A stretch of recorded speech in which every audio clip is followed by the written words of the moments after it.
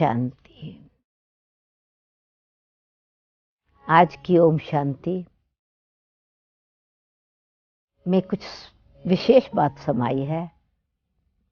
इस ग्रीटिंग में प्रेरणा समाई हुई है, स्नेह समाया हुआ है, सम्मान समाया हुआ है। ओम शांति कहते हुए मेरे मन के स्क्रीन पर बहुत सारी बातें दीदी मनमोहिनी की सामने आ रही हैं। दीदी मनमोहिनी जी ब्रह्मा कुमारी ईश्वरीय विश्वविद्यालय की एक विशेष आत्मा, जिन्होंने अपने जीवन से अनेकों का जीवन बनाया। मनमोहिनी दीदी जी, उनको हम दीदी कहते थे।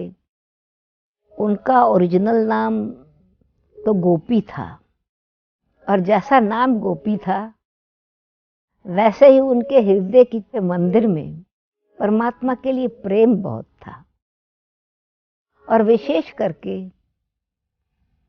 श्री कृष्ण के लिए प्रेम था। बचपन से ही कृष्ण की भक्त भी थी, और शादी के बाद भी प्रेम श्री कृष्ण से ही रहा। और जब वो ब्रह्मा कुमारी ईश्वरीय विश्वविद्यालय में आई, तो जैसे कि आपने कई बार सुना होगा कि जब ब्रह्मा कुमारी ईश्वरीय विश्वविद्यालय की स्थापना हुई तो शुरू में इसको ओम मंडली कहते थे, क्योंकि ओम की ध्वनि करते थे। ओम का जाप की तरह नहीं, परंतु ओम स्वरूप में स्थित होकर जैसे ही वो ओम की ध्वनि करते थे, ओम का मंत्र ओम स्वरूप में होकर के बोलते थे, तो जो भी बैठते थे उनको अपने देह का भान नहीं रहता था। वो जो ऊर्जा है, जो शक्ति थी, वो जैसे कि ओम ऊपर उठ रही है, देह के बोझ से, प्रभाव से, जैसे कि एक लाइट होती चली जा रही है। और ये उनका एक लाइटनेस का अनुभव था।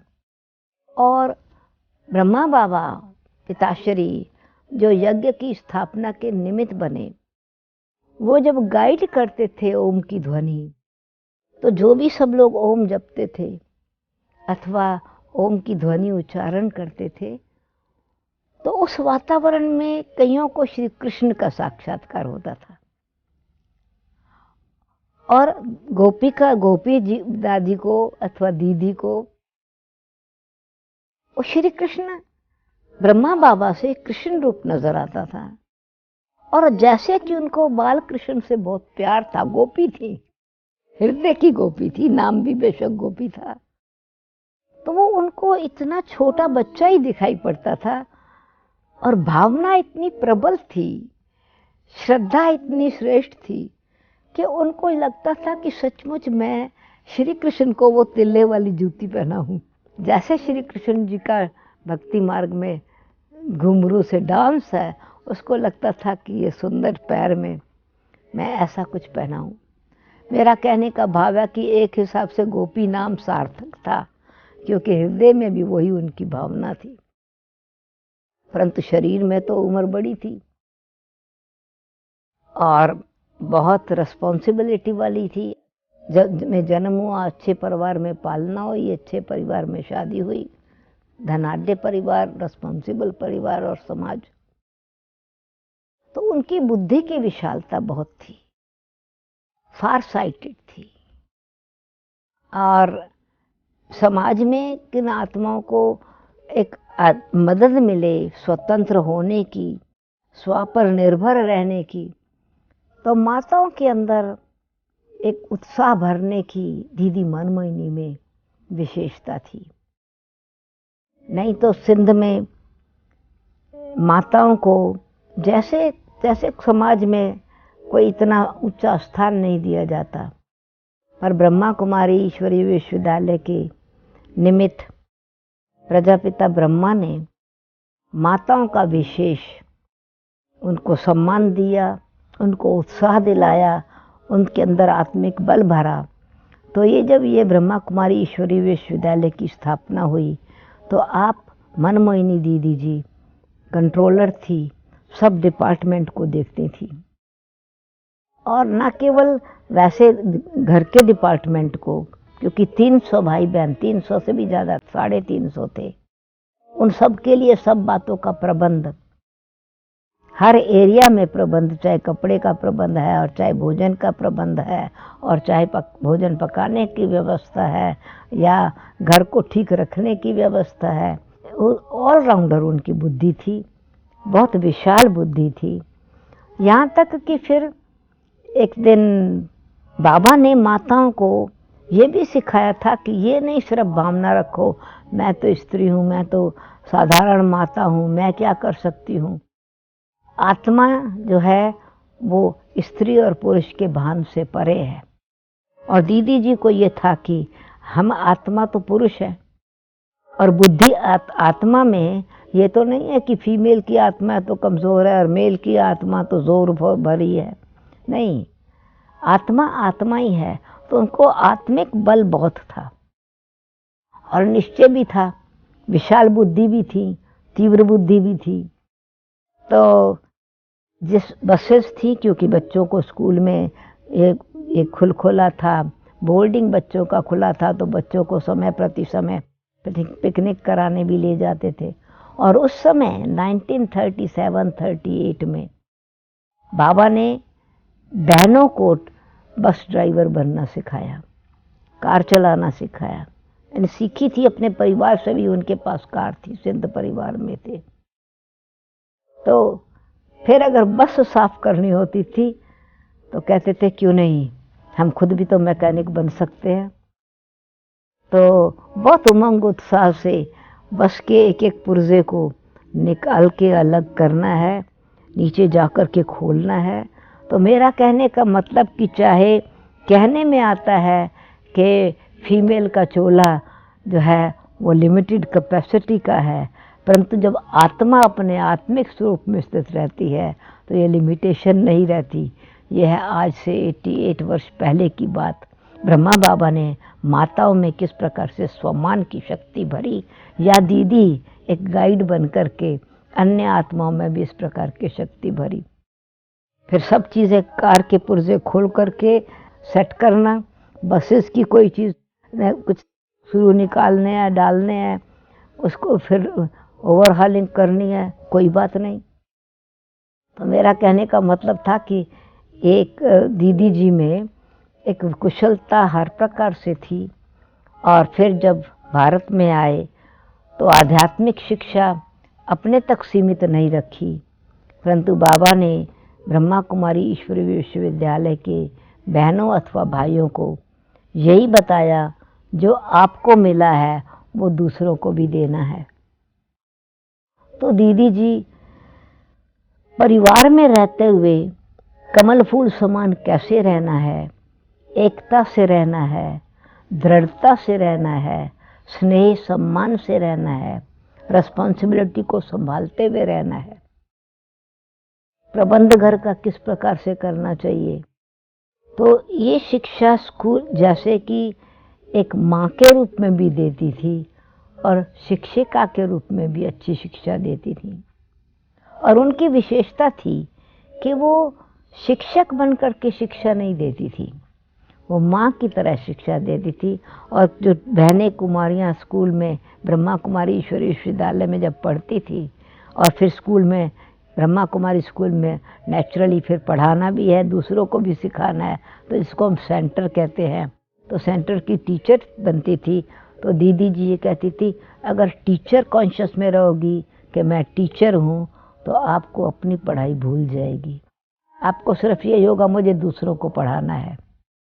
नहीं, ऐसा नहीं कि सिर्फ कथा करनी है, दूसरों को सुनानी है, नहीं, स्वयं भी तो पढ़ना है। तो इसलिए पढ़ना है और पढ़ाना है। तो प्रैक्टिकल में दीदी जी की एग्जाम्पल ये थी कि रोज़ सवेरे जो हम ज्ञान मुरली कहते हैं, आप लोग सुनते भी होंगे, अभी भी मुरली लाइन पर रोज़ पढ़ी जाती है। जिसको हम ज्ञान वीणा अथवा परमात्मा के महावाक्य, मधुर महावाक्य कहते हैं, तो वो सुनने के लिए दीदी जी सबसे पहले क्लास में आती थी अपनी नोटबुक लेकर के। सवेरे अमृत वेला 4 बजे उठती थी, तो 4 बजे तो वो योग कराती थी। इसका मतलब 3:30 सवा 3 बजे उठ करके नहा धो के तैयार हो करके बिल्कुल सामने योग पर कराने के लिए सामने शक्ति बन करके बैठती थी। दीदी जी की दृष्टि में एक इतनी रूहानियत की पावर थी, स्नेह भी था और शक्ति भी थी।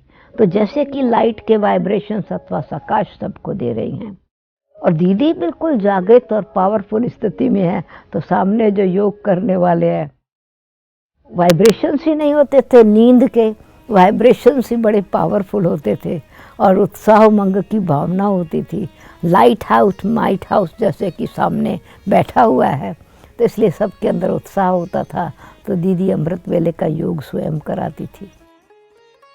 फिर क्लास में स्वयं पहला नंबर अगर आ गई स्टूडेंट, तो दीदी जी हमेशा दूसरों को उत्साह दिलाती थी। कोई भी मुरली पढ़ रहा है, दादी जी मुरली पढ़ती थी, तो दीदी कहती थी टीचर से पहले जाना है हमको, टीचर चली जावे फिर टीचर क्लास में आ जावे, फिर हम जाएं तो स्टूडेंट के नंबर कम हो जाएंगे, मार्क्स कम हो जाएंगे। तो उत्साह भी रहता था, डर की बात नहीं, परंतु सम्मान और उत्साह की भावना रहती थी। फिर वो नोट्स लेती थी और नोट्स लेने के बाद क्वेश्चन आंसर तैयार करती थी।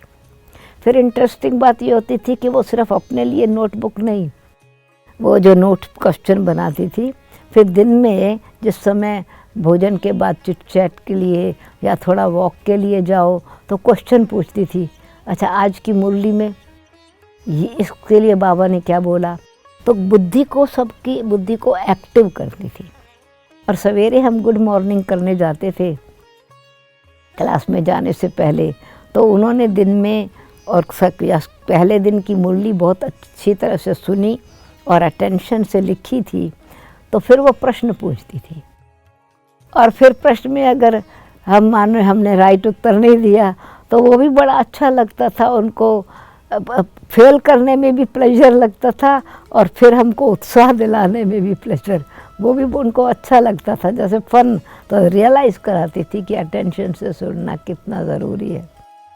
तो ये मतलब क्या है कि student life is the best, godly life is the best. भगवान हमको पढ़ा रहे हैं, ये दीदी जी की विशेषता थी, पढ़ कर के और पढ़ाना। एडमिनिस्ट्रेशन में भी बहुत एक्टिव थी। उनकी जो जिम्मेवारी थी वो दिल्ली से लेकर के श्रीनगर तक, एक्चुअली गुजरात में अहमदाबाद के जो भी आश्रम खुला था वो उनको भी उन्होंने संभाला, उस स्थान को भी शुरू में। तो अहमदाबाद से श्रीनगर तक जितने भी अपने सेवा केंद्र थे, दिल्ली में क्योंकि मुख्य स्थान था तो वो रहती दिल्ली में थी, परंतु बहुत एडमिनिस्ट्रेशन पावरफुल। आसपास के जितने स्थान थे दिल्ली के, वो बीच बीच में जाती थी देखने के लिए। और फिर पत्र व्यवहार में जैसे कि एक रियल वेरी ट्रेंड ऑफिस की तरह थी, ऑफिसर की तरह थी।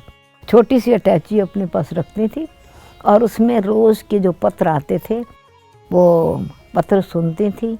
फिर सुन कर के एक पैड रखती थी अपने पास जिसमें पत्र वो नोट्स ले लेती थी, और जिन जिन को उत्तर दिलवाती जाती थी नोट कर राइट, और बाकी जो बातें नहीं थी उनको फिर से नोट करके ये कल का काम करना है, आज का काम आज है, बाकी कोई बातें ऐसी हैं जो वेरीफाई करके लिखनी है, थोड़ा क्लियर कर करके लिखनी है, दूसरे दिन में जवाब देना है। तो बिल्कुल एक्यूरेट ऑफिस का कार्य। एक माता जिन्होंने कोई स्कूल में कोई एजुकेशन नहीं ली है और इतना एक्टिव होकर के, अलर्ट होकर के, रिस्पॉन्सिबिलिटी से, किसी प्रकार की कोई परिस्थिति है, किसी की मन की अवस्था को उत्साहित करना है, किसी परिवार में किसी प्रकार का कोई राय सलाह देने की है, तो दीदी बहुत उमंग उत्साह से वो पत्र लिखती थी।